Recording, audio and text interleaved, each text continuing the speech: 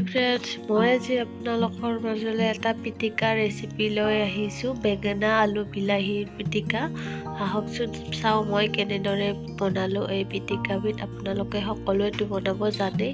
মই বেঙেনাটোত অকণমান তেল সানি লৈছোঁ যাতে বাকলিটো পেলাব অকণমান সুবিধা হয়, আৰু বিলাহী এটা লৈছোঁ, মই পুৰি লৈছোঁ এনেদৰে, আৰু জলকীয়া দুটা দি দিছোঁ।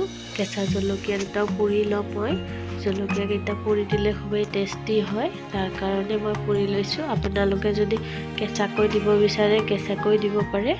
আৰু মই এইখিনি এতিয়া প্ৰায় পূৰা হৈ গৈছে। বেঙেনাটো সিজি গ'ল, বিলাহীটো ধুনীয়াকৈ সিজিছে, বাকলিবিলাক পুৰি গৈছে আৰু বিলাহীটো হৈ গ'ল আমাৰ। এতিয়া মই বাকলিখিনি পেলাই ভালদৰে ধুই লৈছোঁ। এতিয়া মই বেঙেনাখিনি সৰু সৰুকৈ এনেকৈ চামুচৰ সহায়েৰে অকণমান সৰু সৰুকৈ ভাঙি ল'ম। আৰু এতিয়া মই ইয়াতে আলু এটা বইল কৰি লৈছিলোঁ, আলুটো দি দিলোঁ ইয়াতে। আলুখিনি মই দি তাত মই এতিয়া কাটি লোৱা পিঁয়াজ এটা দি দিছোঁ, সৰু সৰুকৈ কুটিছোঁ। আৰু মই ধনিয়া দিছোঁ অকণমান, সৰু সৰুকৈ কাটি লৈছোঁ এইখিনিও। আৰু জলকীয়া দুটা যে পুৰি লৈছিলোঁ, জলকীয়াকেইটাও দি দিলোঁ। তাৰপিছত মই মিঠাৰ তেল দি দিম, এচামুচমান দিছোঁ ডাঙৰ চামুচেৰে।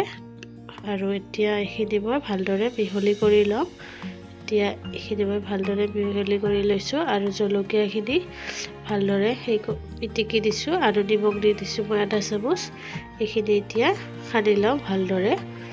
এতিয়া এইখিনি ৰেডি হৈ গৈছে গৰম গৰম ভাতৰ লগত।